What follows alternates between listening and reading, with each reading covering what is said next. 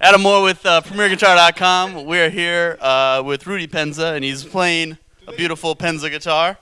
Touching it, I can't say I'm playing it, but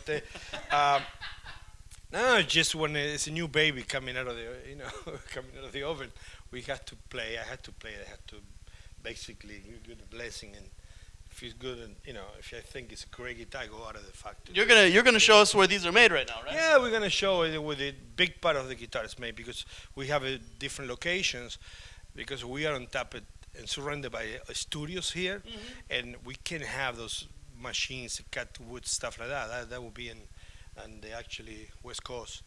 Okay. But that's what we do. I buy the wood, we send them. We have a machine there that we do all the cutting, and then they come here, and I'm gonna show you the amazing hand work that we do. Right now, Makoto is working on one of the Kid Urban's guitar.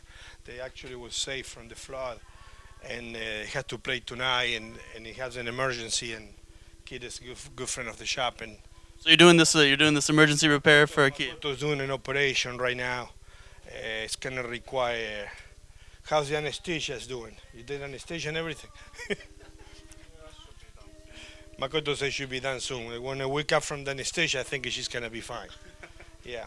Anyway, Makoto, take your time. We don't want to rush you or anything.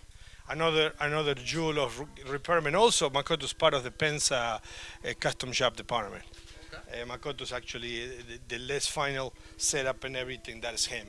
And this particular guitar, we look at another one before with two humbuckers. This is 3 singles, beautiful quilt top, and a tiger eye finish, Brazilian rosewood fingerboard, maple back, mahogany maple neck back, and a mahogany body. And if you follow me a little bit, we're gonna go to another master, Phil Ribbon over here is doing one of the most critical jobs, that is bounding the head stack. I mean, what you see here is very intricate and very difficult, and really demands a lot of time and a lot of love for. You can see one here has a channel done. You can see from a lot of people think we just buy neck and put the guitars together. You can see how rough this neck is. We do all the shaving, we do all the banding, we do the fret job, we do everything basically. And you can see in this particular one, the banding is done. Thank you, Bobby. The banding is done. It's still the beautiful Brazilian rosewood there. You can see the perfection is, and look at the joint over there. It's absolutely amazing. Over here, what are you doing, Phil? You taping? Yeah, I'm just, before I glue this binding on, I like to Did you bend this before? Yeah, I heat bend that from just a standard binding. Usually comes cut in lengths, so it needs some heat bending to actually conform to especially around here. So what happens here, I can route part of this on a router table until I get to this corner, and then I need to do this by hand. So I'm usually using it's sort of a modified violin purfling knife to cut this curve, because there's really no way to do that by machine at all. Yeah.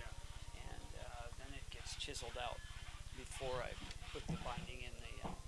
Rudy, do you know how many hours of handwork goes into one of these guitars, for example? If I figure it out, stop making them, because my account keep telling me that I'm losing money with the guitars, and I say I know, and he say, "Why? And then what are you doing it?" Because I love it. and a lot of people say, "Why do you think your guitar is so good?" Because I know that I'm losing money.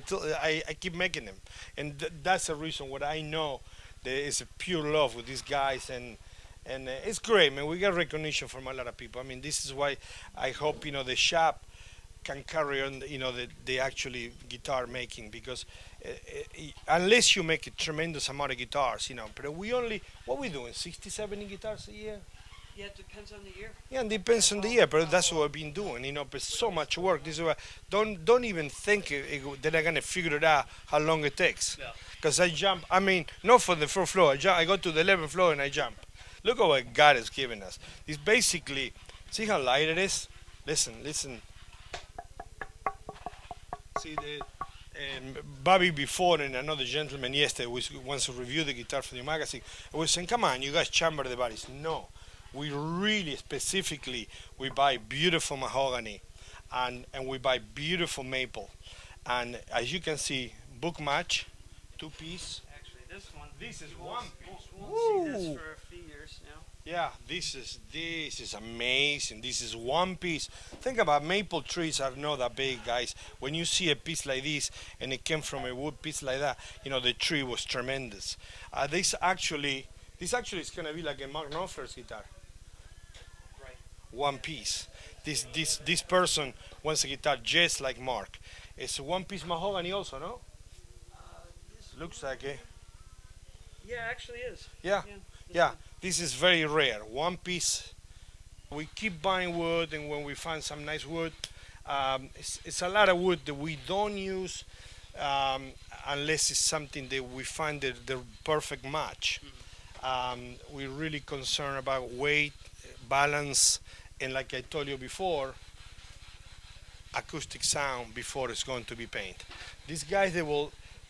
In my other room over there that I can show you, we will refret and basically put the guitar together, and we're very happy about the acoustic sound. It's going back to the West Coast to be painted.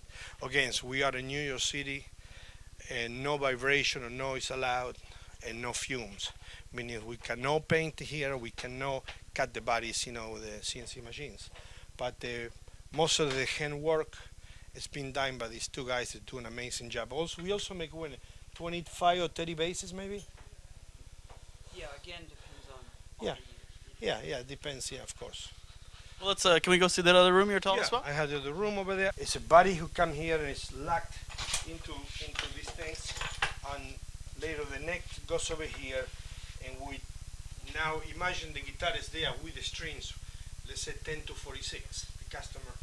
And after it's all locked, neck and body and everything, we bring this to the neck, okay? What happened now, the neck is locked into position. Now we cut the strings, the neck is not moving. That's one of the secrets to do a great fret job. It takes a lot of time, but if you don't do that, you kind of have surprises when you put the strings. The neck never is going to be perfect. So when you look at my necks, you only see one fret in each side. It's a perfection because it's, again, time consuming, but the quality is the most important in our particular guitars. So this is where a lot of the hand finishing happens The too. For combination between here and there. And like I say, the bodies, as you can see, the neck comes raw, the bodies too. We do all the carving here, all the banding, the fret. We do everything.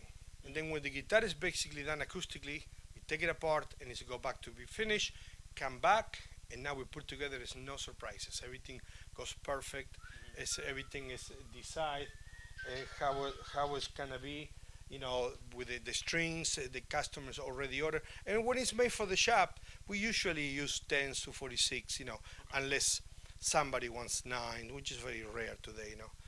And this particular guitar, they sound really well with string 10s. My guitars, actually, you can use anything you want. 12, 13, 14s. They are prepared, strong fingerboard, strong truss rods, and the intonation, the way we do it is you can actually put from 10 and up, you can put any strings you want. Rudy, thanks for taking some time to show us around the place today. Thank you for stop by, and we see you sometime, anytime soon. I'm sure. Absolutely, right? This is Adam Moore from PremierGuitar.com. We are at Rudy's Repair and Custom Guitar Shop on 7th Avenue.